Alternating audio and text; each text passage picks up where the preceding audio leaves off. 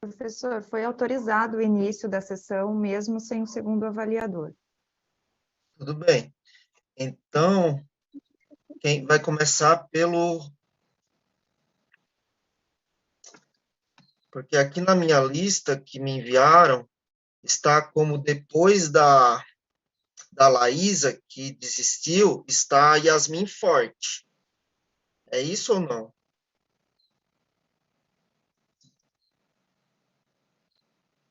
Aqui na ordem que eu tenho é isso mesmo, professor. É Yasmin Forte.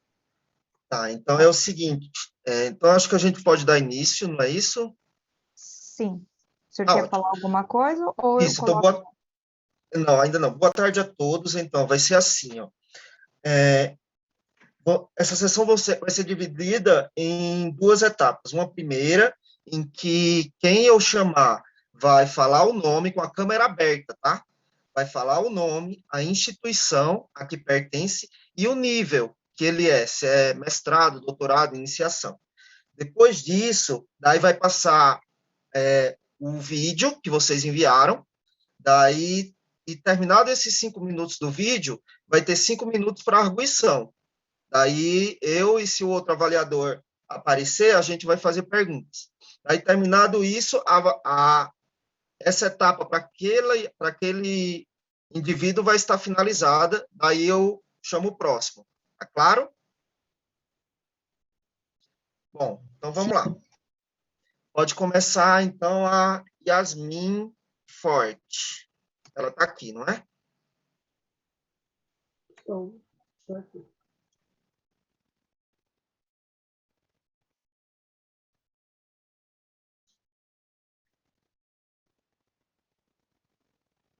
Então, Yasmin, pode se apresentar seu nome, instituição e nível, para em seguida ser colocado o seu vídeo. Boa tarde a todos. Meu nome é Yasmin Silva Forte. Eu sou aluna de mestrado do Programa de Pós-Graduação em Biociências da Universidade do Estado do Rio de Janeiro.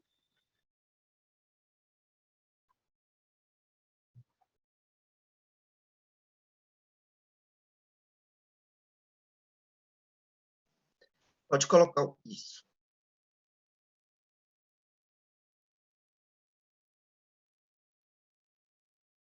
Hello, my name is Yasmin. I'm a master's student at Universidade do Estado do Rio de Janeiro, and I will present the abstract called Contribution of Adipose Tissue to Cellular Regression of Mature Osteoblast Phenotype. Obesity is a chronic inflammatory disease that is defined as an excessive fat accumulation that leads to harmful consequences to health.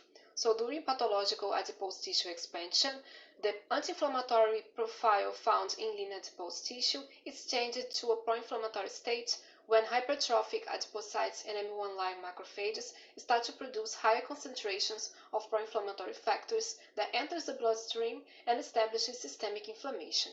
Several organs and tissues are affected by these pro-inflammatory factors, including bone tissue. Bone is a mineralized conjunctive tissue that is remodeled by osteoclasts that are bone-resorbing cells and also osteoblasts that are bone-forming cells. So the balanced activities of both osteoclasts and osteoblasts are necessary for bone homeostasis. Osteoblasts derives from mesenchymal stem cells that under osteogenic stimulation become osteoprogenitors. These cells present a fibroblastic morphology and increased proliferation, and after further differentiation, the mature osteoblasts present a cuboid form, express type 1 collagen, alkaline phosphatase, and osteopontin, and are capable to mineralize the extracellular matrix. It's not fully understood the impact of obesity on bone remodeling and also the contribution of obese adipose tissue secretome on osteoblast differentiation. So the aim of this study is to investigate the effect of conditioned medium obtained from subcutaneous adipose tissue deposits from obese and atrophic subjects on osteoblast differentiation and activity. So under ethical approval, we collected adipose tissue from obese and atrophic donors. The tissue was incubated with culture medium for 24 hours, and after incubation, the culture medium was collected and stored until the use. We used the cells as AOS2, osteoblast-like cells. The control group received only culture medium, and the treated groups received 20% of total culture medium of eutrophic adipose tissue conditioned medium or obesity post-tissue conditioned medium. Proliferation was assessed by MTTSA after 48 hours, cell morphology after 72 hours, bone extracellular matrix mineralization by alizarin red staining after 10 days, and the expression of osteoblast markers and beta-catenin phosphorylation by Western blot after 7 days. As we see, obese conditioned medium increased osteoblast proliferation compared to eutrophic conditioned medium group and compared to control, while eutrophic conditioned medium did not modify the cellular proliferation. Obese conditioned medium also modified the osteoblast morphology from a cuboid form to a spindle-shaped form, while eutrophic conditioned medium did not modify the cellular shape. We observed that obese conditioned medium reduced the extracellular matrix calcification compared to eutrophic conditioned medium treated group and compared to positive control, while eutrophic conditioned medium did not modify the calcification. We also see that obese conditioned medium reduced alkaline phosphatase expression compared to control and reduced type 1 collagen and osteopontin compared to eutrophic conditioned medium treated group, while eutrophic conditioned medium did not modify any marker. And then we investigated if obese conditioned medium impaired beta-catenin signaling pathway that promotes osteogenic differentiation, and we saw that an increased beta-catenin phosphorylation in obese conditioned medium treated group that leads to its degradation and consequently reduces nuclear translocation of this transcription factor. So in conclusion, we observed that obese conditioned medium induced a cellular regression from a mature osteoblast phenotype towards an osteoprogenitor-like phenotype. I would like to thank everyone who's watching, CAPES, CNPq, and FAPESG for the financial support. Thank you.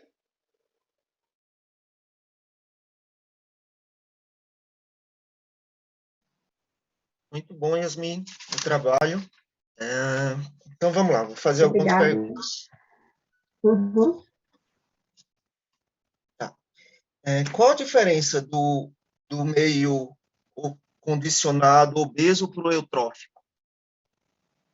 Nós coletamos fragmentos de tecido adiposo, né, subcutâneo, no caso, de cirurgias bariátricas, né, no caso dos pacientes obesos, e de cirurgia plástica dos pacientes eutróficos, né? Nós fazemos o mesmo procedimento de obtenção do meio condicionado. A única diferença é que o tecido se encontra em um estado patológico, como eu falei no início da minha fala, né? É um tecido inflamado que tem um secretoma diferente, né? E a gente usa o mesmo volume de meio condicionado num grupo tratado com meio condicionado do obeso, num grupo tratado com meio condicionado do magro e um grupo que não recebe meio condicionado nenhum. E nós fazemos as comparações na atividade de proliferação, na morfologia e na habilidade de calcificar matriz extracelular, nessa linhagem de osteoblastos. Qual a concentração de meio? A gente usa Pode falar? A gente usa 20% do volume total de meio de cultura.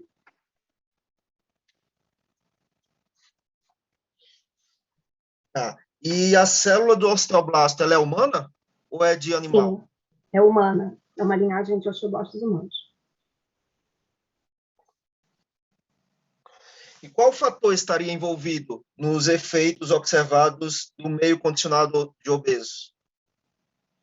Bom, nosso grupo fez uma dosagem de adipocinas no meio condicionado do tecido adiposo obeso e magro, né? Nós observamos uma diferença mais acentuada em TGF-beta1, né? Existem dados na literatura mostrando que o TGF-beta em estágios mais tardios da diferenciação estrogênica tem um papel inibitório, né? Então, tem um trabalho, por exemplo, que estimula osteoblastos com meio condicionado de célula tumoral, e esse meio condicionado é rico em TGF-beta. E quando você bloqueia a ação do TGF-beta, você vê a inibição dessa desdiferenciação que é observada. Nós fizemos alguns resultados que eu não trouxe para esse resumo, né? Nós estimulamos as células com TGF-beta e realmente elas aumentam a proliferação, modificam a morfologia, né, dessa morfologia mais arredondada para uma morfologia mais esticadinha, e ela também reduz a calcificação. A gente fez um ensaio também bloqueando esse TGF-beta no meio condicionado do tecido adiposo obeso, né? Nós vemos uma tendência de diminuição da proliferação mediada pelo tecido adiposo obeso. A morfologia modifica bastante, então ela deixa de ser esticadinha, começa a ficar mais arredondada, mas nós não vimos diferença na calcificação. Então, nós acreditamos que o TGF-beta1 tem uma participação em parte dos efeitos que são mediados por esse meio condicionado. E a outra parte?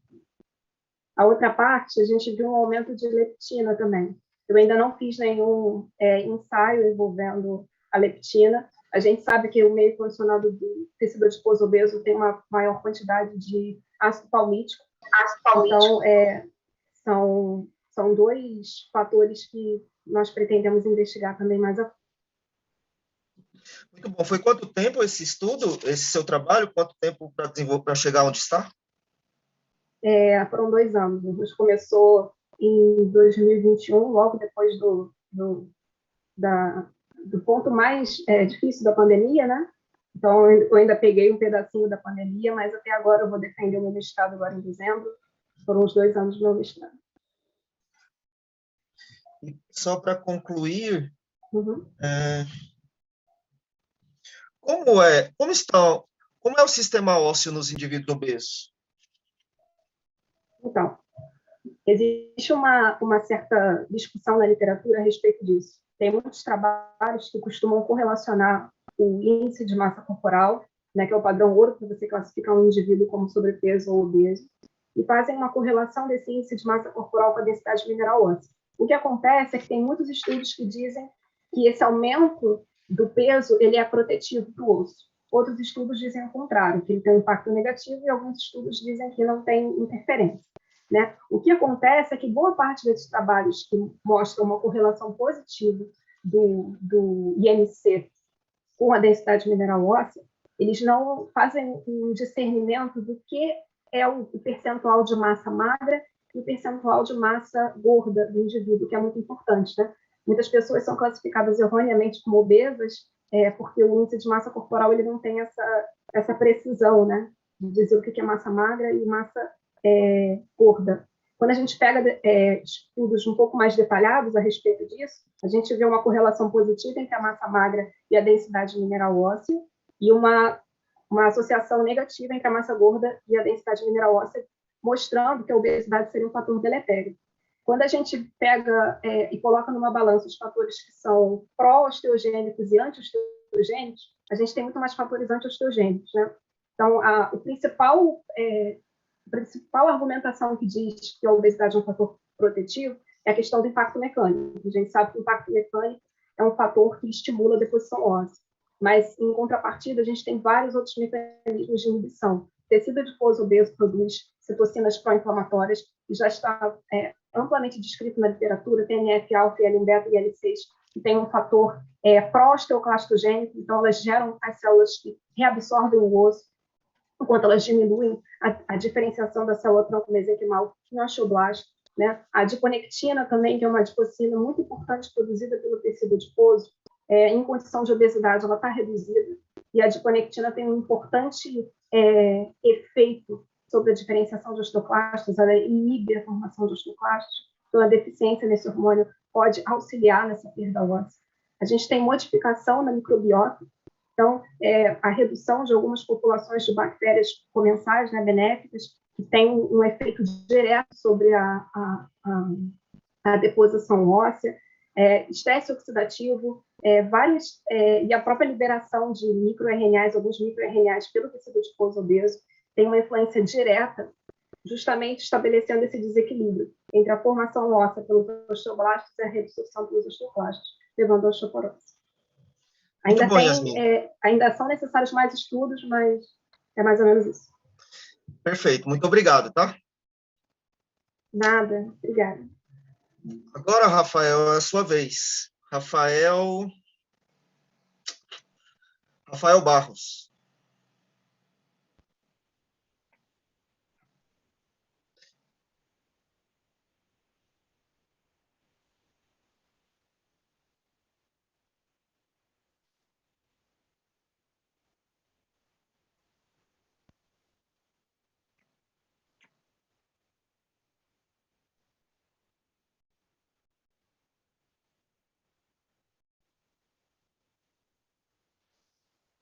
Olá, gente, boa tarde. Tá? Agora sim. Desculpa o entrevista. Boa tarde, eu sou o Rafael, eu sou aluno de mestrado do programa de Fisiopatologia da Faculdade de Ciências Farmacêuticas da USP.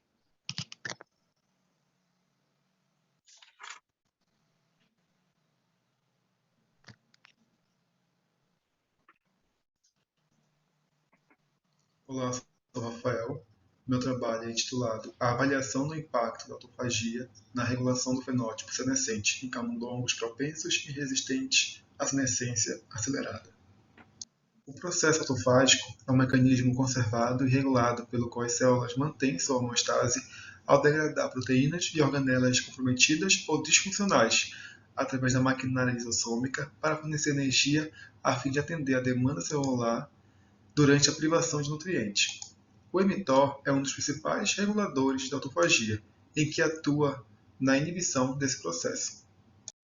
Estudos correlacionam a inibição do mTOR pela rapamicina na contribuição dos processos autofágicos, assim como também na longevidade, e também atua em processos relacionados com o envelhecimento, como é o caso da senescência celular.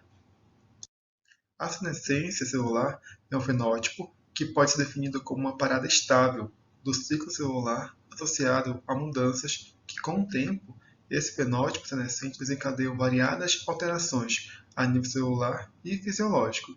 Uma delas se refere ao SASP, em que ocorre a secreção demasiada de citocinas inflamatórias, como é o caso da IL-1-beta, IL-6 e TNF-alfa. Nosso modelo de estudo são os camundongos SAMR1 e SAMP8, os quais dividimos em dois grupos: grupo controle, em que administramos apenas água, e o grupo tratado com 0,78 mg de rapamicina. O tratamento consiste em 2 meses, em que realizamos a gavagem uma vez a cada 5 dias.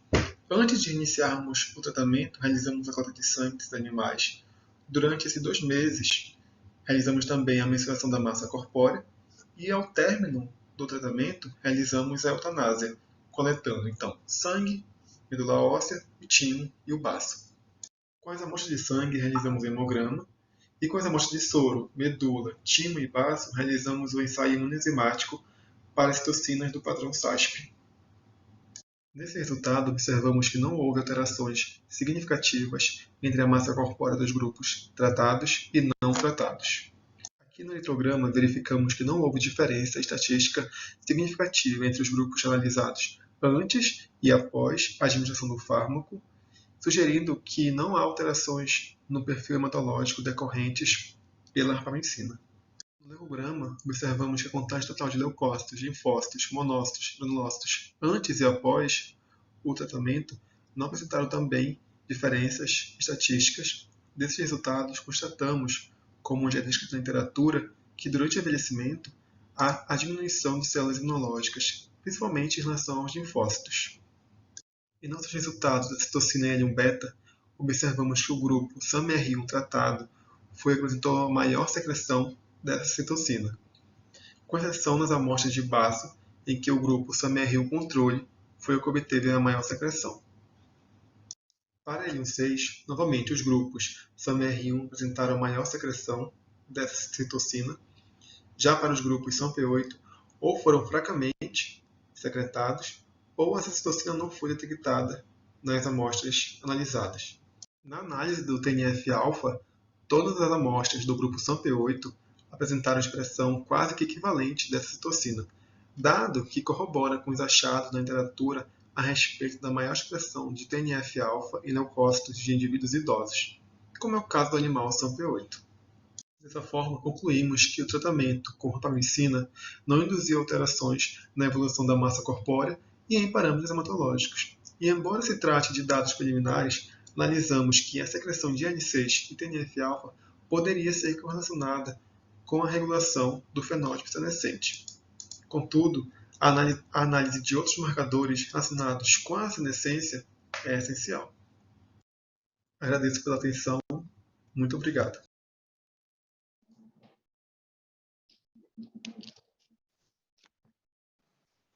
Muito bom, Rafael. Parabéns. Eu vou entrar na fase de perguntas, tá? Tudo bem. O que chamou a atenção no seu estudo foi que a rapamicina praticamente não exerceu nenhum efeito, certo? Isso mesmo, até então, nesses 2 meses, não verificamos alterações decorrentes pelo fármaco. Tá, daí vem as perguntas relacionadas a isso. Tá. Qual o tempo de meia... Você falou que administrou rapamicina uma vez a cada 5 dias. Justamente, sim. Uhum. Tá. E qual o tempo de meia-vida da rapamicina? Ela tem uma meia-vida de 3 dias no organismo. Detectável no sangue até 3 dias. Mas isso em animais ou em humanos? Acredito que seja em ambas as espécies, mamíferos. Estudo com mamíferos. Tá, isso é importante você saber, na verdade, tá? Porque às vezes os parâmetros farmacocinéticos eles diferem bastante quando o composto é administrado em humanos comparado com animais, incluindo ratos e camundongos, tá? Certo, isso Então mesmo. é importante. É importante você verificar isso. Apesar de que você deve ter tirado essa frequência de administração uma vez a cada 5 dias, já de dados do laboratório ou de artigos que vocês consultaram. Isso, de artigos, sim. Tá, então, ok. E a dose também, você usou a mesma dose que você fez essa pesquisa na literatura? Nós padronizamos 3 artigos com doses variadas para diminuir efeitos colaterais da rapamicina, né, que ela tem efeitos colaterais de imunossupressão, e também ela atua na resposta da glicose, então a gente não queria alterações relacionadas com o fármaco. E um outro artigo foi que nós verificamos que a dose de uma vez a cada 5 dias diminuía bastante essas alterações. Então, por isso que a gente padronizou a dose e também esse tempo intervalado. E você realmente não viu a rapamicina, nos animais tratados com rapamicina, você não viu, por exemplo, alteração no leucograma, o que indicaria uma imunossupressão, por exemplo? Não, a gente não viu essa imunossupressão, que a gente não queria, ainda bem. E mais, eu não levei esses dados aí para o Congresso, né? Mas a gente já tem resultado de citometria em que os animais que são envelhecidos, né? Houve uma alteração no perfil deles de CD8 e CD4. Então, a rapamicina está imunomodulando essa alteração. No caso, os CD4, que deveriam estar reduzidos no indivíduo envelhecido, está elevada em comparação aos TCD8. É um resultado que eu não levei devido ao tempo, mas já é um sinal, um indício que ela está atuando nessa imunomodulação que a gente queria. Mas na parte hematológica mesmo, previamente e posteriormente, né, eu fiz 2 análises, a gente não verificou essa alteração. Entendido. E mais uma pergunta, porque seu estudo ele está com quanto tempo que você vem desenvolvendo esse projeto? Já estou desenvolvendo há 1 ano e 3 meses, 4 meses. Então, ok. E mais uma pergunta. Então, ainda tem coisas para serem feitas, não é? Isso. A que você atribui esse aumento da IL-6 e da interleucina beta no SAR1? Pois é, a gente é uma interrogação ainda no nosso trabalho, né? Porque visto que, por ser um animal controle do animal em experimento, né? Uma questão, ele deveria estar em níveis normais em comparação com o outro, mas não foi o caso. Então a gente está verificando o que poderia ter levado a essa maior secreção dessa citocina. Mas quando a gente olha para o TNF-alfa, né, que eu mostrei logo no final da aula, já condiz com o que a gente queria, que é a maior secreção nos indivíduos com senescência acelerada. Mas tem outros marcadores, porque a senescência não é só um marcador, como, por exemplo, de citocinas. Tem marcadores genéticos, marcadores moleculares que a gente vai avaliar em conjunto para poder fechar um todo. É isso que a gente está fazendo agora, por sinal. Mas realmente essa secreção elevada no SAMIR1, que é o animal controle, é um pouquinho uma interrogação que está em questão ainda. Entendi. Mas o modelo funciona porque se você tomar só o TNF como parâmetro, não é? É um indicativo, mas o padrão SASP, que é o nosso foco, leva essas 3 citocinas, TNF-alfa, IL-6 e IL-1-beta. Então, IL-1-beta e IL-6 não apresentou como a gente gostaria no animal com senescência acelerada.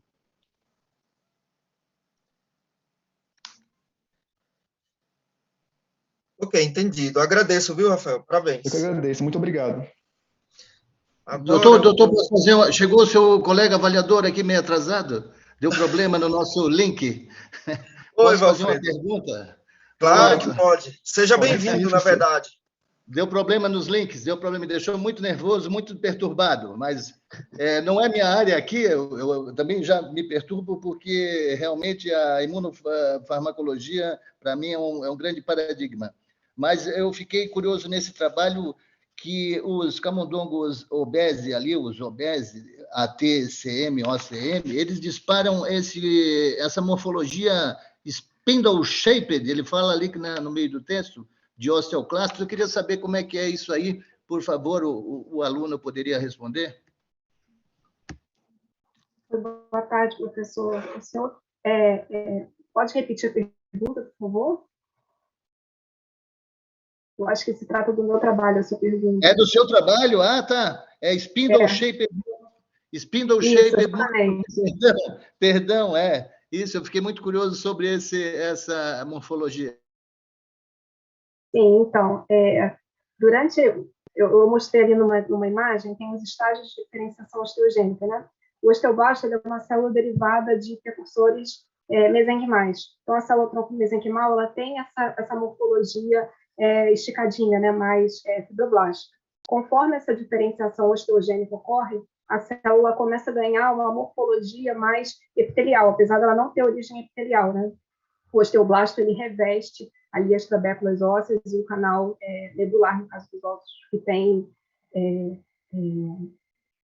ali o canal medular. Então, ela tem essa morfologia mais arredondada, como se fosse epitelial. E o que a gente observou é que quando a gente trata essa célula com morfologia arredondada, né, um osteoblasto já mais maduro, com esse meio condicionado do tecido adiposo obeso, a gente vê que essa célula modifica, né? Então, ela ganha essa morfologia mais esticada, ela perde a capacidade que ela tem de calcificar a matriz extracelular óssea, que é uma outra característica de uma célula diferenciada plenamente, né, madura.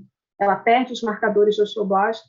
Eu não trouxe para cá esse dado, mas ela ganha também marcadores mesenquimais. Então, a gente vê o aumento também de CD90 e de Muito obrigado, muito obrigado. E para o Rafael, a pergunta é como é que é esse fenótipo de pronação que ele se referiu no trabalho dele? Olá, professor Valfredo. Fenótipo de pronação, acho que você se referiu a propenso, né? Propenso. É isto?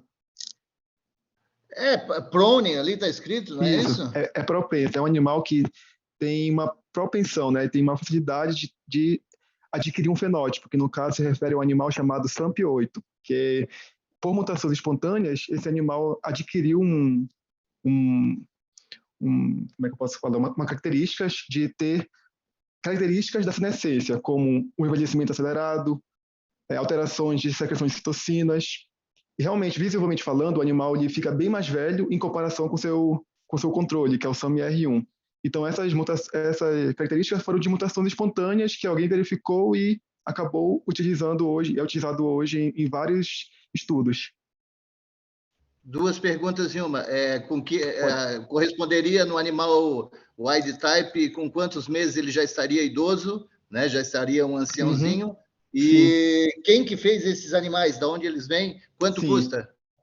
Opa, o preço não sei lhe falar, em relação ao preço eu não trabalho com preços, mas quem verificou isso foi um professor lá do Japão, o professor Takeda, Toshio Takeda, e como chegou aqui na USP foi a partir de uma professora Eliane Akamine, lá do ICB da USP, que acabou trouxendo para cá e a gente está utilizando.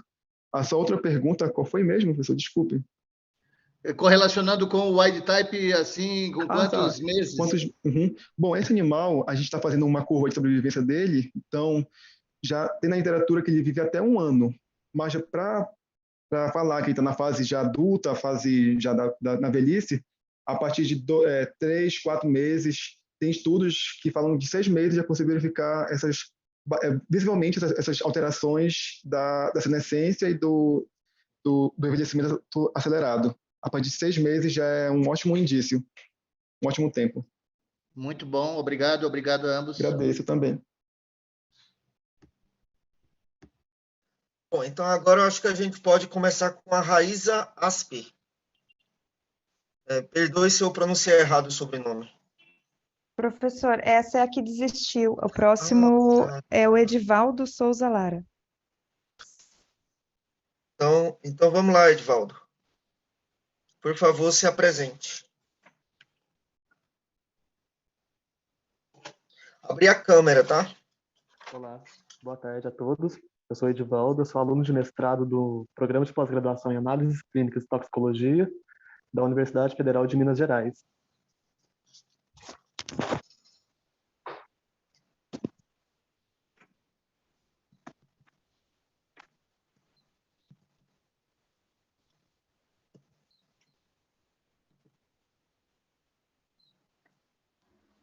Olá, saudações a todos. Sejam bem-vindos à apresentação do meu resumo no 54º Congresso Brasileiro de Farmacologia e Terapêutica Experimental.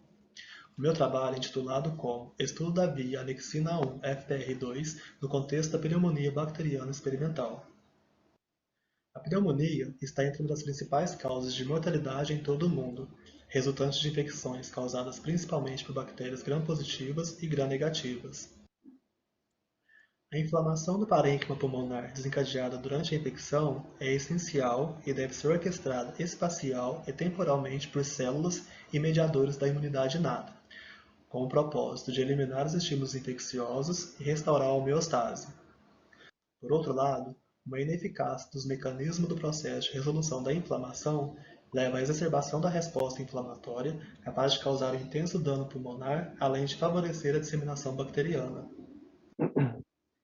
Recentemente, nosso grupo de pesquisa demonstrou que a via pró-resolutiva engajada pela proteína anexina 1 e seu receptor FPR2 é capaz de controlar a resposta inflamatória e a disseminação bacteriana em pneumonia experimental induzida por bactéria gram-positiva Streptococcus pneumoniae.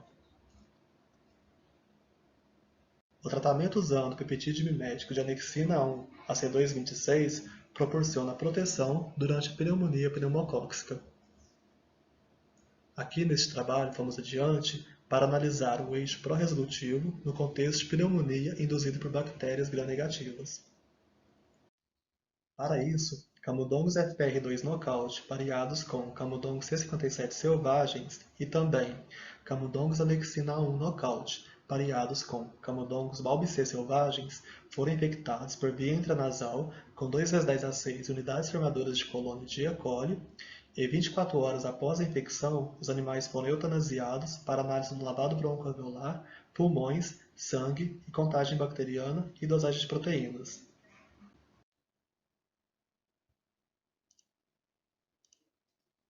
Nossos resultados demonstram que os animais deficientes para o receptor FPR2 exercem uma resposta inflamatória acentuada, caracterizada pelo recrutamento neutrofílico, menor recrutamento de macrófagos, altos níveis de proteínas pró-inflamatórias, uma medida indireta de edema, maiores contagens bacterianas no lavado broncoalveolar e também no tecido pulmonar.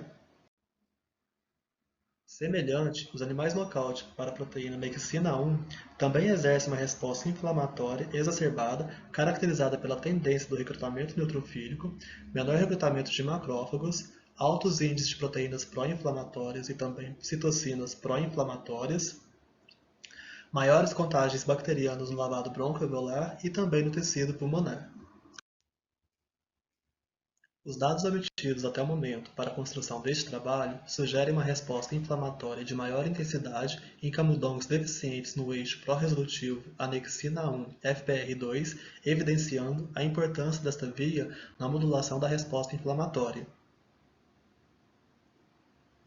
Estudos utilizando o peptídeo mimético de anexina 1 a C226 serão realizados posteriormente para verificar a eficácia deste tratamento na pneumonia experimental induzida por bactérias gram-negativas.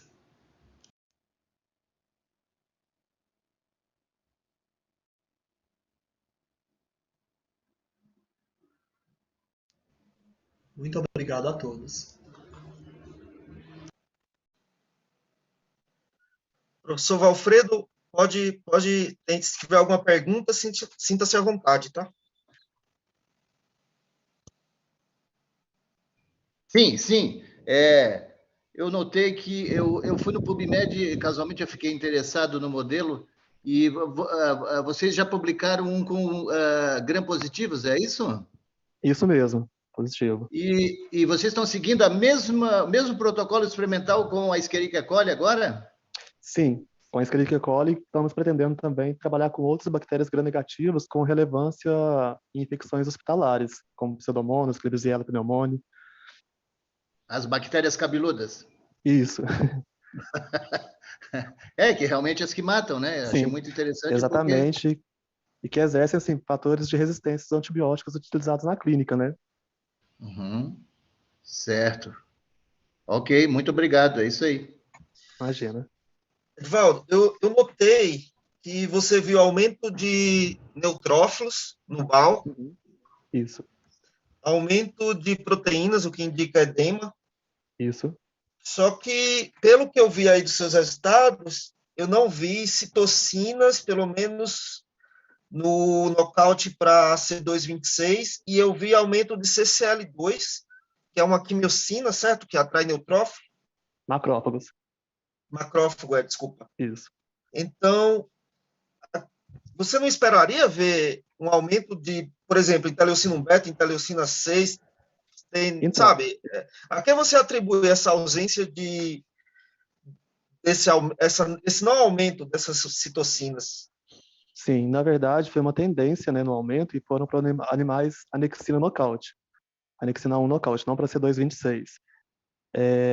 Esses dados que eu apresentei para o Congresso, eles são dados iniciais, são dados preliminares, até repetir esses experimentos novamente, agora realmente deu estatística, só que eu não mostrei para o Congresso. Esses eu acho que foram os primeiros experimentos que eu fiz. Aí, como surgiu uma tendência, a gente resolveu repetir o experimento para a construção do trabalho. Entendi. Então, é um trabalho que está há quanto tempo sendo desenvolvido? Há 10 meses.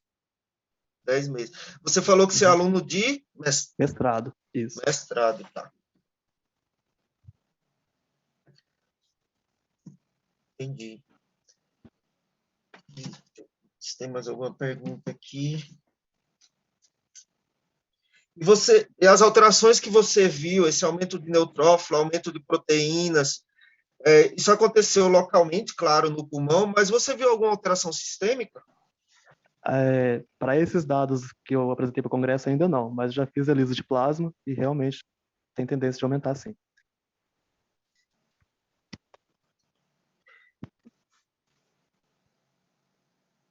Ok, acho que eu estou satisfeito com as respostas.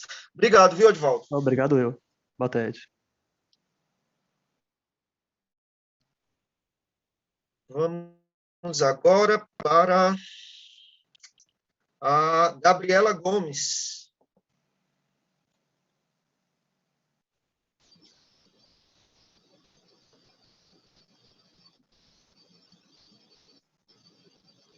Olá, boa tarde. Vocês conseguem me ver e ouvir?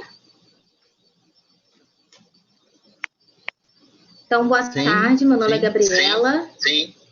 Boa tarde, meu nome é Gabriela. Eu sou aluna do programa de pós-graduação em Biociências da UERJ e eu faço a minha parte experimental na Fiocruz.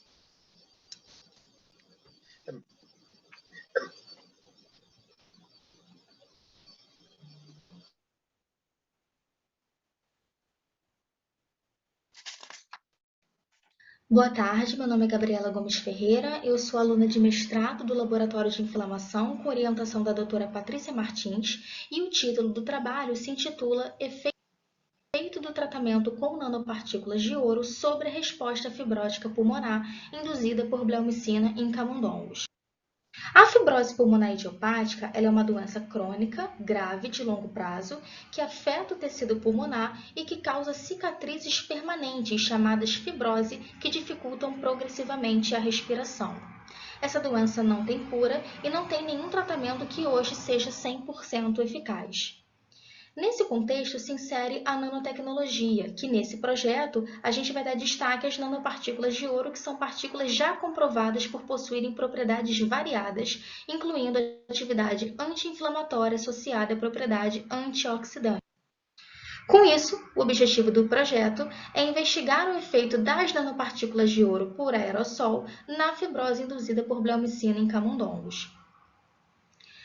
Os camundongos C57 Black 6 fêmeas anestesiados, eles foram desafiados por aspiração orofaríngea com ableomicina na dose de 0,06 unidades por animal.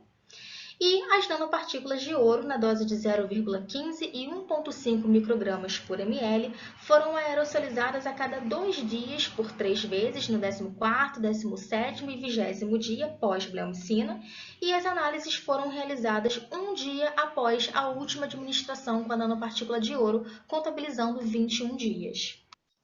Como resultados, os camundongos que foram desafiados, foram instilados com a bleomicina, eles mostraram um aumento na resistência das vias aéreas e elastância quando eles são desafiados com a metacolina, o que mostra para a gente um quadro de hiperreatividade das vias aéreas dos animais doentes com relação ao nosso controle, e uma diminuição significativa em ambas as doses dessa hiperreatividade das vias aéreas nos grupos tratados com as nanopartículas de ouro.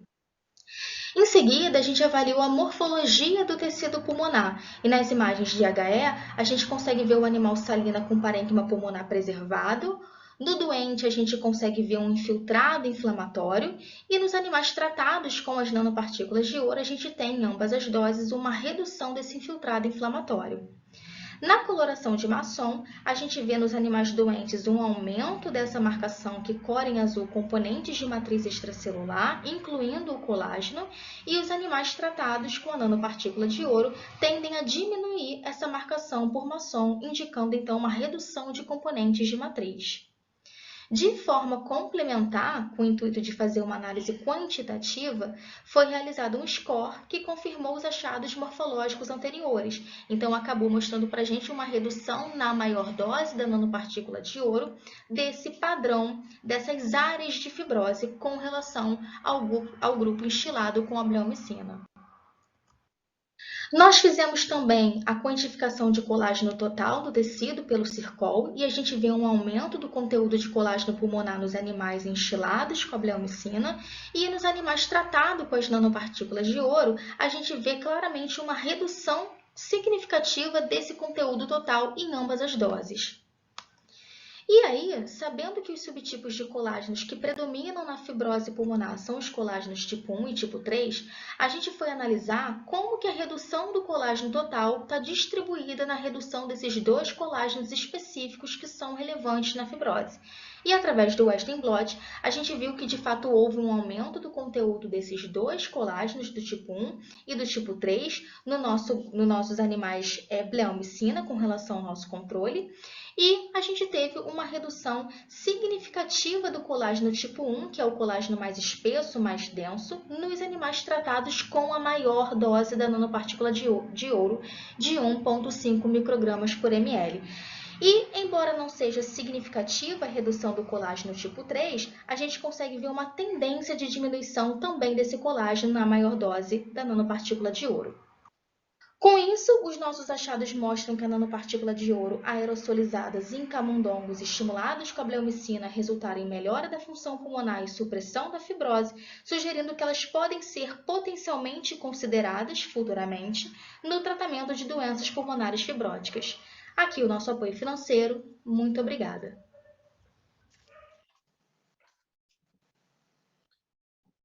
Professor Valfredo, à vontade. Professor Valfredo, à vontade. Obrigado. Obrigado. Tá reverberando. Tá reverberando. Mas eu queria perguntar para estudantes. Sabe-se qual é o mecanismo? Neuroquímico da que a bleomicina induz essa fibrose? Eles nos diziam, senhorita? Na verdade, a bleomicina, já foram feitos alguns estudos de alguns possíveis mecanismos de ação, né, que a bleomicina pode induzir a fibrose. Um deles é o fato dela fazer, como eu posso dizer, exacerbar a produção de proteínas que inibem a execução de sinais apoptóticos. Então, por exemplo, de fibroblasto. Então, o fibroblasto, ele sendo resistente à apoptose, ele acaba sendo ali atraído, né, e ativado de forma constante, e ele acaba produzindo de forma exacerbada componentes de matriz extracelular. Então, esse é um dos motivos. Um outro mecanismo de ação é o fato de já ter se estudado, né, a ligação que a bleomicina ela consegue fazer com o ferro e oxigênio dentro do núcleo da célula. E aí, com isso, ela acaba levando a produção de estresse reativo de oxigênio, né, do ROS, e aí culminando também no dano oxidativo e gerando um processo fibrótico futuramente. Então, assim, são alguns possíveis mecanismos de ação que a bleomicina, que é um quimioterápico, né, ela é usada hoje para tratamento de pacientes com câncer, e tem visto que tem esse efeito colateral de indução da fibrose pulmonar. Muito bom. Outra pergunta. Esse produto, esse composto de ouro, é ouro puro ou é algum derivado daquele da uranofila e drogas correlatas? É um trabalho não, riquíssimo. É ouro. Oi, desculpa, não escutei. É um trabalho bastante rico. Sim, é ouro mesmo, é nanopartícula de ouro de 10 nanômetros. Ela é formulada em laboratório, né, e depois vendida comercialmente, e a gente tem trabalhado com ela, tem outros projetos do nosso laboratório que já fizeram estudo com elas, inclusive nesse meu projeto também, a gente já tem alguns dados também, porque aqui o tempo é curtinho, né, não dá para mostrar tudo, mas a gente tem estudado ela também no estresse oxidativo, e ela tem ali gerado um efeito bastante positivo, aumentando a atividade de enzima antioxidante, por exemplo, a catalase, ela diminui o malondialdeído, que é um produto do dano oxidativo. Então, assim, são resultados também que a gente está adquirindo aí com a nanopartícula de ouro, que não deu para botar aqui, mas está bem rico, está ficando bem rico, graças a Deus.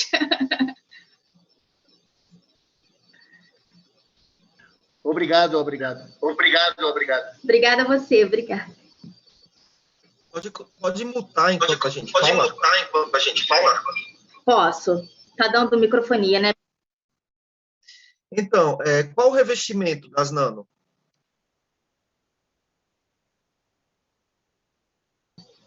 O revestimento, você diz,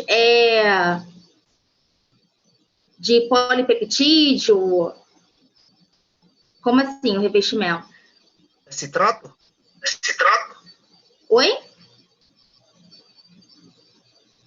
É citrato? Não, na verdade, pelo que a gente lê da nanopartícula, é um polietileno e ele é muito usado principalmente para aumentar a meia-vida da nanopartícula de ouro no organismo, porque ela por si só, pura, né, digamos assim, dependendo do seu tamanho, como ela é moldada, a gente pode formular a nano de diversos tamanhos. Então, dependendo do tamanho que a gente molda ela pode ser rapidamente depurada ou não.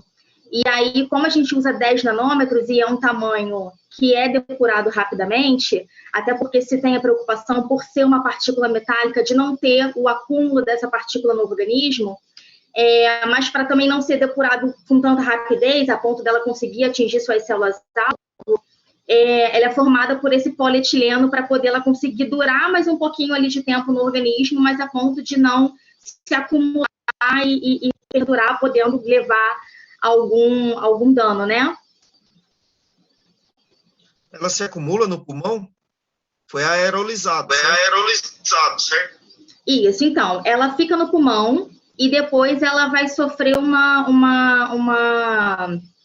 ela vai se esparçar, né, digamos assim. Já tem estudos que mostram que ela vai para o rim, para o cérebro, só que esses mesmos estudos mostram que essa nanopartícula, ela não... o que acumula da nanopartícula não altera fisiologicamente a função daquele órgão, daquele tecido. Então, nessa proporção, nessa dose, já se mostrou segura. Você mediu parâmetros respiratórios como PO2? Oi? Não entendi, desculpa. Parâmetros respiratórios. Sim. PO2, saturação de Tem oxigênio.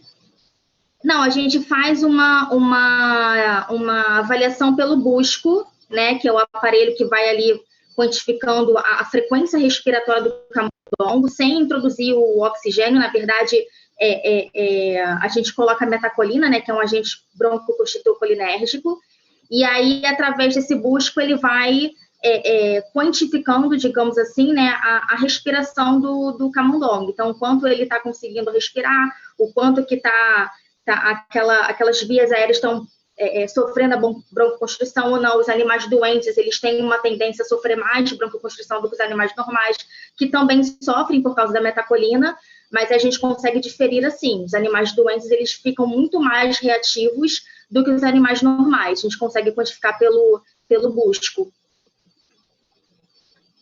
Uma última pergunta agora. Sim. Como vocês calcularam a concentração de nanopartícula? Tipo 0,5 microgramas por ml. Como vocês chegaram nisso? Acho que falhou para mim um pouquinho. Como calcular a concentração de nanopartículas? Então, a nanopartícula, ela vem para a gente diluída num solvente, ela não vem, aspecto físico, né, da nanopartícula, ela vem dissolvida num vidrinho para a gente. Então, aí, a partir daquela concentração, a gente faz a formulação de 0,15, no caso, e 1,5 microgramas por ml. Ela não vem no seu aspecto físico, né? Acho que foi essa a sua dúvida. Ela vem já dissolvida, já quantificada para isso, para a gente usar já nas doses que a gente quer. E essa micrograma é de ouro? Isso, é micrograma da nanopartícula, só que aí ela já está dissolvida dentro, a gente já usa essa concentração direto do frasco. Quando a gente pega 0,15 ou 1,5, a gente pega essa concentração direto do frasco, já dissolvido, e ali ele já me dá a concentração da nanopartícula que eu quero para essa dose. Ela já é quantificada para isso. Cada uma vem com o seu datasheet, né? Cada uma vem com as suas especificações. Entendi. Obrigado, viu, Gabriel? Nada, obrigada a vocês.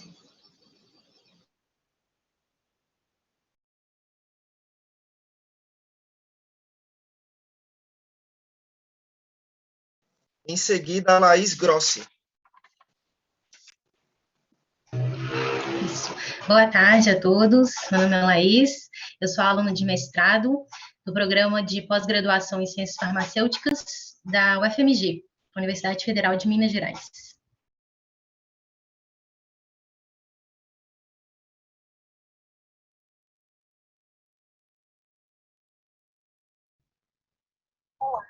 Sejam todos bem-vindos à minha apresentação do e-pôster. Meu nome é Laís e hoje eu apresento meu trabalho intitulado GILS Modulo Recrutamento de Células Mononucleares dotadas de fenótipo resolutivo e desempenham um papel relevante durante a infecção por Escherichia coli. Nós sabemos que a inflamação é uma reação benéfica que busca a proteção do hospedeiro após a lesão tecidual. A partir do estímulo infeccioso, vários mediadores locais são produzidos para neutralizar e eliminar os estímulos, com o objetivo primordial e essencial de restaurar a homeostase tecidual. No entanto, se as respostas inflamatórias se tornam disfuncionais, elas contribuem para a gravidade e mortalidade da doença durante as infecções. Então, durante o curso de uma resposta inflamatória, a fase de resolução é essencial para o clearance do patógeno, o reparo tecidual e a resposta adaptativa. Portanto, os macrófagos são células importantes para o retorno da homeostase do tecido, porque vão eliminar os patógenos e as células apoptóticas. Nesse contexto inflamatório, GILS, de forma geral, pode atuar como importante mediador anti-inflamatório pró-resolutivo. Porém, ainda não é conhecido o potencial de GILS em induzir o recrutamento de células importantes para a resolução, como os monócitos e os macrófagos. Portanto, nosso objetivo foi investigar o papel de GILS no recrutamento não flogístico de células mononucleares e em modelos inflamatórios autorresolutivos. Então, a fim de se avaliar a migração induzida por GILS, animais receberam uma injeção intrapleural de TAT-GILS, uma proteína de fusão associada a GILS, TAT ou PBS. Os animais foram eutanasiados 4, 12, 24 e 48 horas após a injeção. Tati Gills induziu um recrutamento de macrófagos dependente do tempo, sem alterar a população de neutrófilos, e esse recrutamento foi associado a um aumento da quimiocina CCL2. E através da fenotipagem da população celular no tempo de 48 horas, os animais que receberam Tati Gills apresentaram maior número de macrófagos e monócitos na cavidade. Sendo assim, resolvemos investigar se esse recrutamento seria dependente da sinalização por CCL2. Então, utilizamos um antagonista do receptor de CCL2, o RS504393, que foi administrado 1 hora antes da injeção de Tati Gills. E podemos observar que esse tratamento inibiu significativamente o recrutamento de macrófagos que foi induzido por Tati Gills e também reduziu a produção de CCL2. Bom, sabendo que Gills induz o recrutamento de macrófagos e esse recrutamento acontece via CCR2, nossa próxima pergunta foi: qual o perfil dos macrófagos recrutados?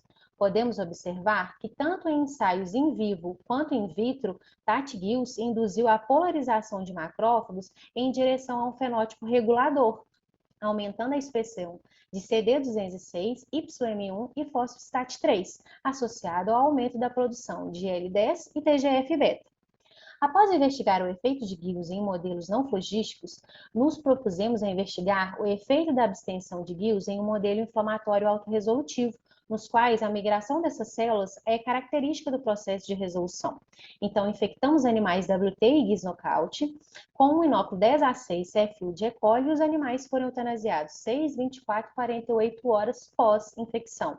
De forma interessante, observamos que no tempo resolutivo, de 48 horas, os animais nocaute para Gills apresentaram menor número de leucócitos e macrófagos recrutados, que foi associado a uma redução significativa dos níveis de CCL2 durante a infecção e maior número de bactérias na cavidade. Também observamos uma menor porcentagem de neutrófilos apoptóticos e eferocitose, seguindo de menor expressão de CD206 e menor quantidade de macrófagos com fenótipos regulatórios. Para testar se Gills afetaria a capacidade dos macrófagos de fagocitar as bactérias, iniciamos o protocolo de fagocitose in vitro, no qual foi prejudicada pela deficiência de Gills, demonstrados nos gráficos B e C, e aumentado quanto BMDMs de animais WT foram tratados com o Tati Gills. Também foi observada a restauração da função fagocítica de macrófagos de animais Gills-KO através do tratamento com Tati Gills. De interesse, Tati não exibiu atividade antibacteriana clássica. Por fim, concluímos que Gills induz o recrutamento de células mononucleares dependentes de CCL2 e a polarização de macrófagos para um fenótipo de resolução, caracterizada pela regulação positiva de L10, TGF-beta, CD206 e YM1. Além disso, no contexto da infecção por E. coli, o Tati Gills promoveu o aumento da fagocitose e eliminação bacteriana. Muito obrigada.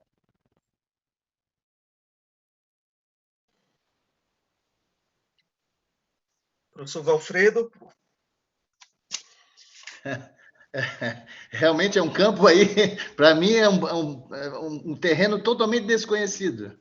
Mas eu vou tentar entender, eu vou fazer a pergunta aqui para a moça, para a dona Laís. Ô, Laís, o bonzinho é a Tati ou é o Gills do Zipper? Ou é os dois juntos que precisam para fazer o efeito de autorresolução inflamatória? Isso é que eu não entendi muito bem. Poderia dar um reforço nisso? Claro.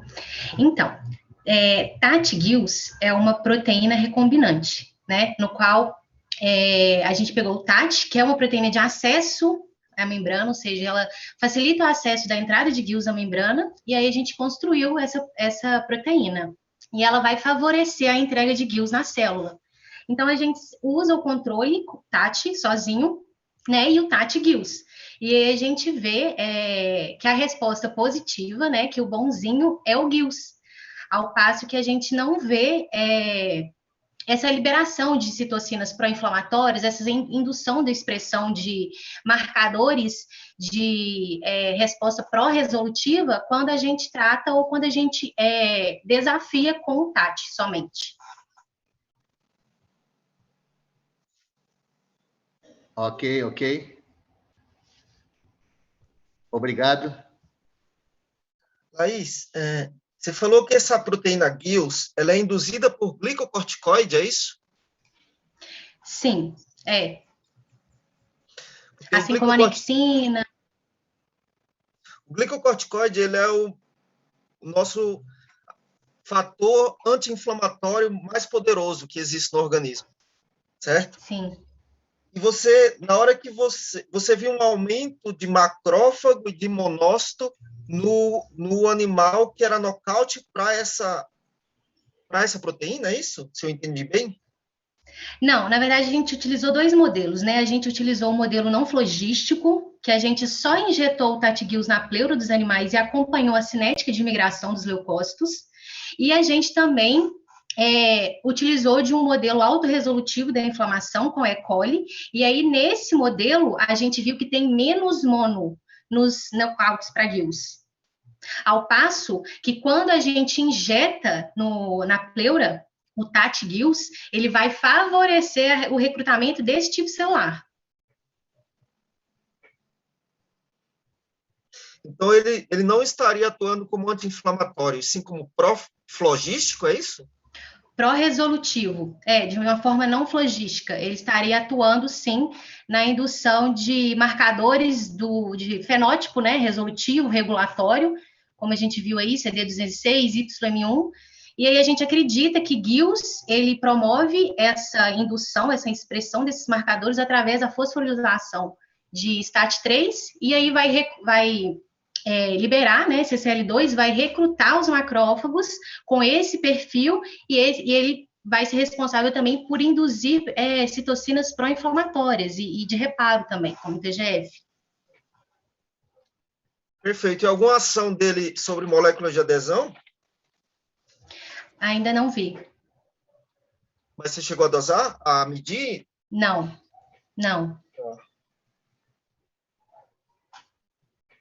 Muito bom, é um trabalho com bastante dados, né? Já faz quanto tempo você está trabalhando nisso? Vão fazer 2 anos. Eu vou defendendo o mestrado em dezembro. Então, são resultados frutos desses 2 anos. Mestrado? É mestrado. Muito bom, Laís. Parabéns. Obrigada. Parabéns. Obrigada, professor. Agora será a vez da Lísias Quintela.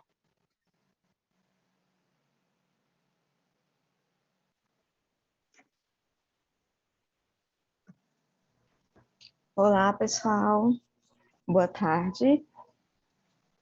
Estão me ouvindo? Me chamo Lísias Quintela.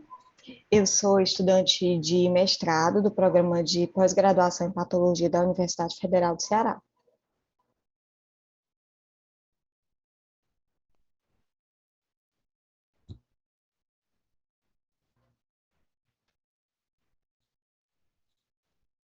Olá, eu me chamo Lísias Cláudia Sampaio Quintela, sou estudante de mestrado em patologia da Universidade Federal do Ceará e vou apresentar o meu trabalho que tem como título A vinorelbina induz lesão por extravasamento acompanhada de acúmulo de neutrófilos em um mecanismo independente de células residentes.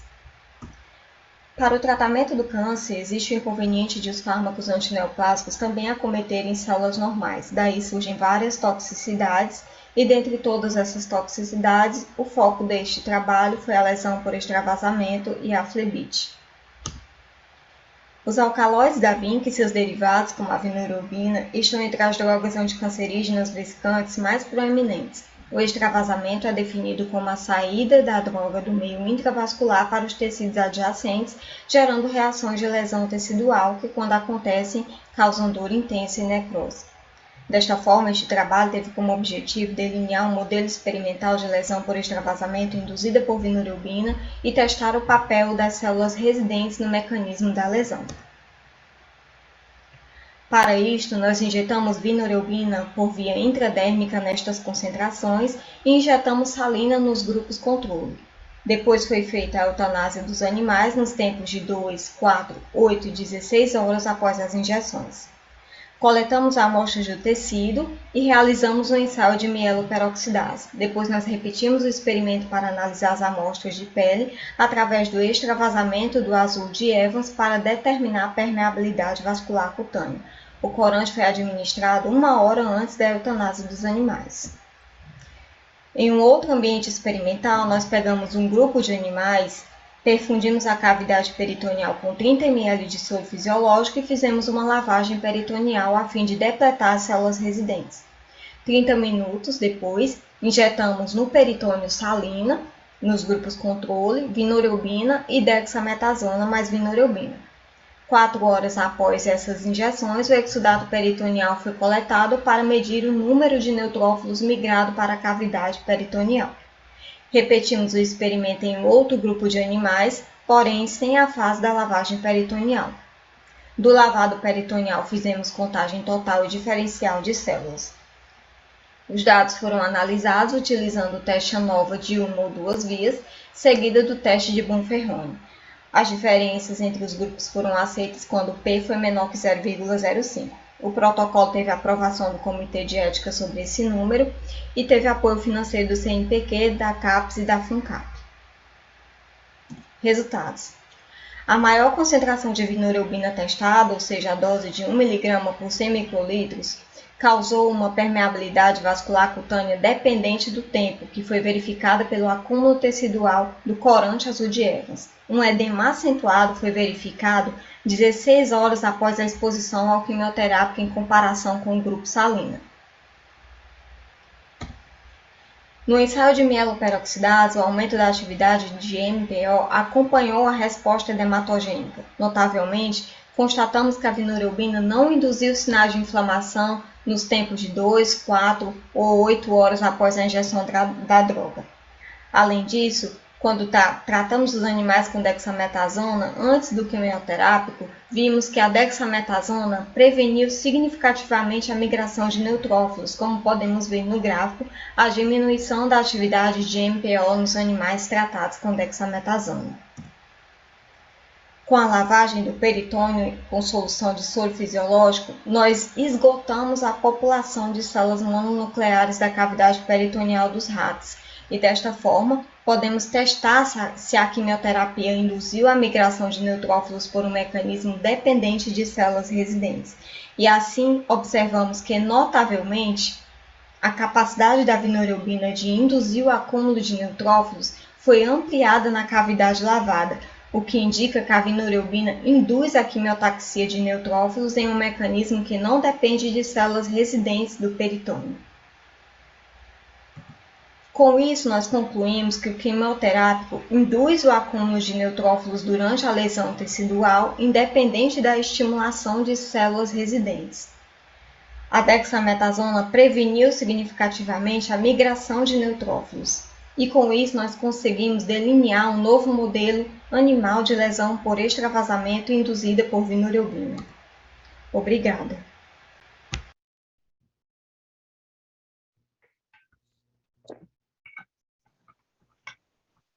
Então, continuando a sessão de arguição, vou mais uma vez pedir a colaboração do professor Valfredo. Tá bom, professor. Vou aparecer uma vezinha. Professor, só comunicando que... Já apareceu a minha imagem aí? Comunicando que daqui a pouco eu tenho que apresentar o trabalho na outra sessão. Então, vou ter que me ausentar no último trabalho. Infelizmente, houve um choque de horários aí, tá ok? Mas aqui eu tenho uma pergunta para a senhorita Mirella. A Mirella não, é a senhorita... deixe-me ver o nome dela. Lísias Quintela. Em relação... eu gostei muito do seu trabalho, muito bacana, sobre a vinorelbina, né, que é um agente muito utilizado como quimioterápico para o câncer. Ali, no que você diz sobre a migração, você tem 2 modelos, é isso? O modelo de migração, você depleta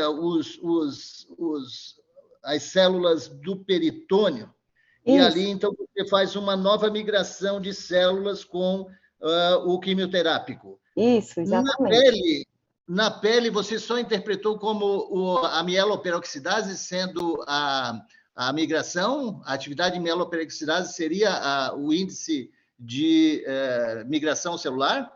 Isso. E também Ah, nós fizemos um modelo também para detectar o edema, né? Que é medido pela infusão de um corante azul de Evans, que o corante ele ah, fica restrito ao vaso. E ah, aí, quando ocorre o edema, o aham, corante extravasa do vaso para o tecido. E aí a gente sim. consegue medir o edema em torno daquela região, medindo a quantidade desse azul de Evans também. Eventos vasculares e celulares, é isso, né? Isso, Ah, ok. Muito obrigado. Parabéns pelo seu trabalho. obrigada.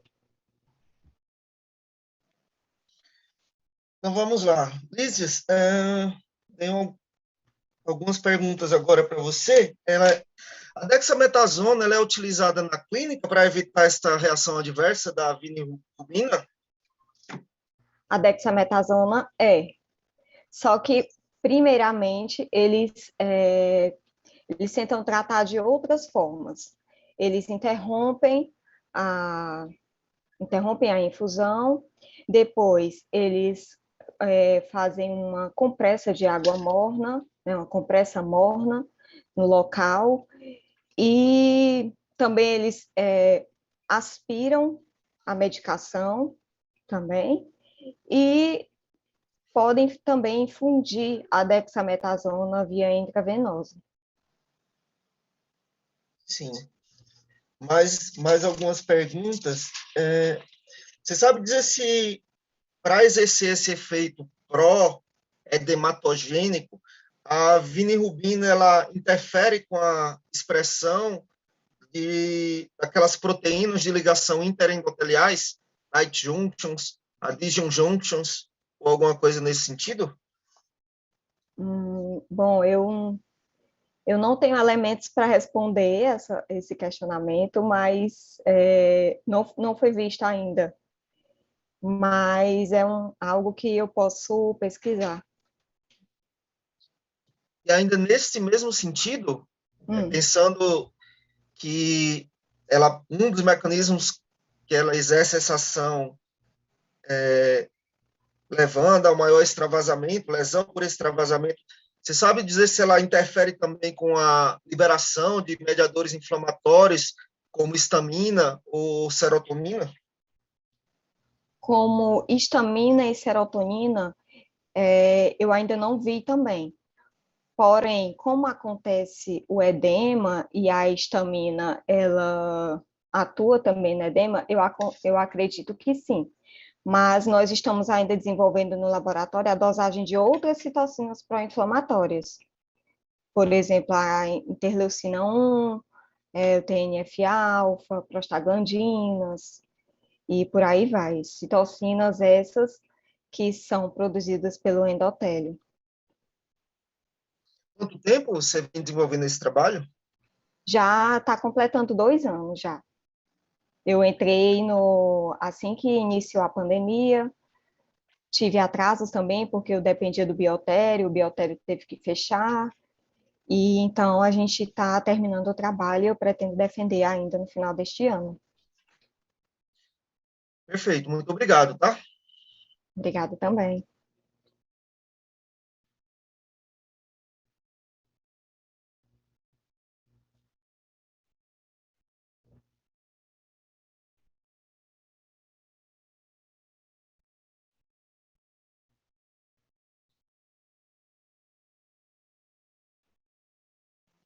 Como próximo trabalho, a Mirela da Costa, por favor. Olá, estão me ouvindo? Sim. Meu nome é Mirela, eu sou estudante de mestrado do Programa de Produtos Bioativos e Biociências da UFRJ Macaé. E acho que é isso.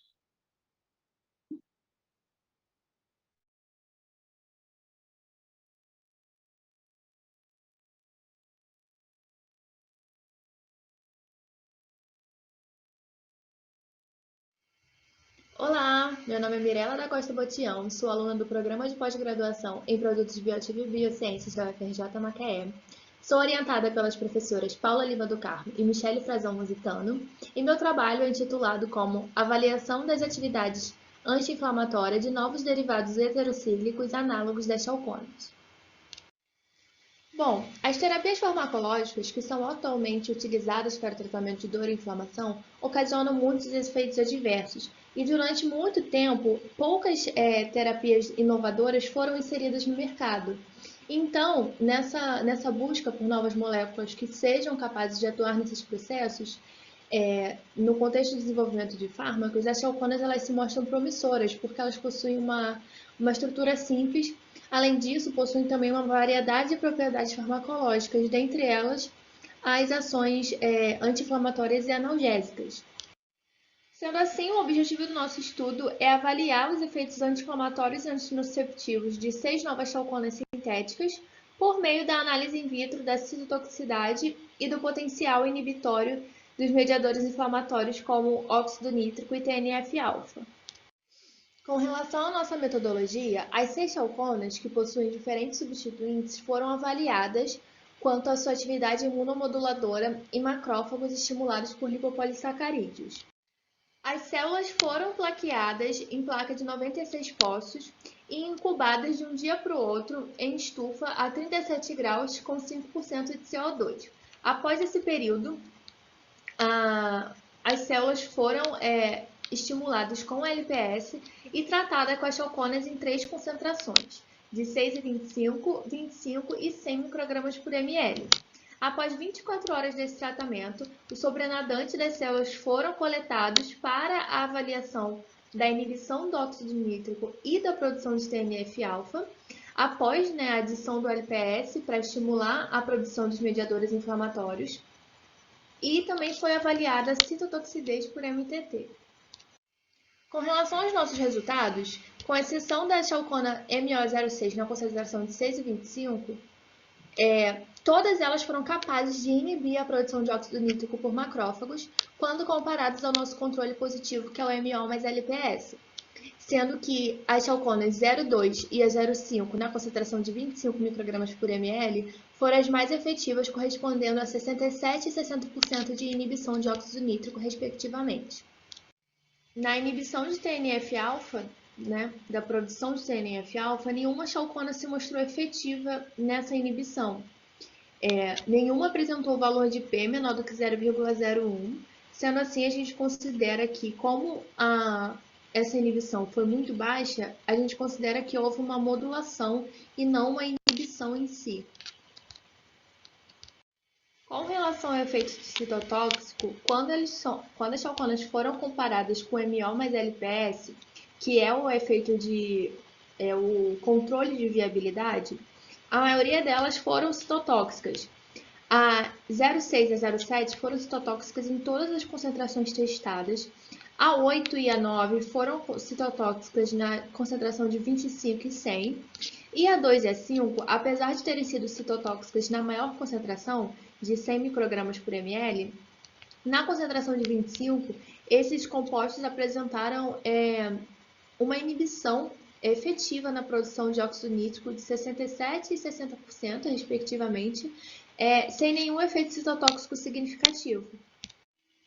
Como conclusão, nossos resultados mostraram que a MeO02 e a 0,5 foram as mais potentes na redução da produção de óxido nítrico, e então essas chalconas elas vão ser testadas em protocolos de avaliação das atividades antinociceptiva e anti-inflamatória em vivo, que foi aprovado pelo Comitê de Ética da UFRJ com o protocolo 06522. Bom, esse foi um pouco do nosso projeto e eu agradeço a atenção de todos.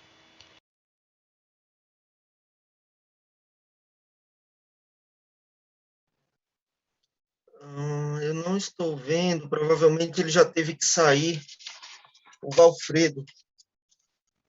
Acho que ele não está aí mais, não é? Bom, então vamos lá. Então eu vou fazer algumas perguntas, tá, Mirela? Tá bom, pode falar. Se eu tiver que fechar aqui, é que eu estou no trabalho, aí se me interromperem, eu fecho o áudio rapidinho, tá bom? Bom, então é assim. Para verificar o efeito anti-inflamatório, você mediu TNF e óxido nítrico. Sim. Você viu uma redução do óxido nítrico. Sim. O óxido nítrico, ele tem uma das ações dele é diminuir a chegada de leucócitos na inflamação. Uhum. Ou seja, nesse sentido, a redução do NO não teria uma ação anti-inflamatória, e sim o oposto. Estaria sendo inflamatório, é isso que você quer dizer? Olhando ele por esse lado. Por que você escolheu medir o NO como um fator que te indicaria que eles seriam anti-inflamatórios? Porque a gente já trabalha com algumas chalconas, e aí a gente faz um mecanismo de ação levando em consideração essas vias. Então, essas são chalconas novas, não são nenhuma chalcona que a gente já trabalhou, e aí o intuito seria fazer os mesmos testes. Então, a gente escolheu óxido nítrico e TNF-alfa, e posteriormente também vamos testar IL-1 beta. Entendi. Mas era só para alertar que o NO ele tem também propriedades que podem ser consideradas anti-inflamatórias. Provavelmente depende aí da concentração de NO presente. Porque, por outro lado, o NO ele também é pró-oxidante. Então, vai levar a uma oxidação ali no tecido, causando lesão. Então, dependendo da concentração de NO, ele pode ser considerado pró ou anti-inflamatório, vamos dizer assim, lesivos. Entendi. Seria só para vocês pensarem um pouco. E mais um ponto, sendo que você viu citotoxicidade de alguns desses compostos, não seria algo para se pensar em relação à sua potencial utilização na clínica, porque ele poderia levar a lesão tecidual. Então, a gente só vai testar em vivo os que não foram citotóxicos. Entendeu? Aí, os que não foram a 2 e a 5, as substâncias 2 e 5, eles conseguiram reduzir esse NO e não foram citotóxicos. Então, são eles que a gente vai testar em vivo, por conta dessa citotoxicidade das outras substâncias. Entendi. Acho que era só isso que eu tinha. Quanto tempo você levou para obter esses dados? Então, eu entrei no mestrado recente, mas eu venho desde o início do ano, do final do ano passado, fazendo esses experimentos. Então, não tem nenhum ano? Não, vai completar agora.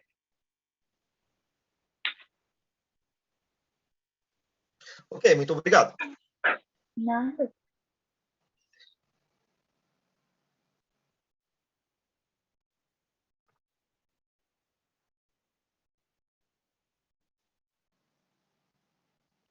Acho que com isso a gente conclui, certo? Acho que todos foram avaliados. Então, eu gostaria de agradecer a todos e acho que a gente pode encerrar essa sessão.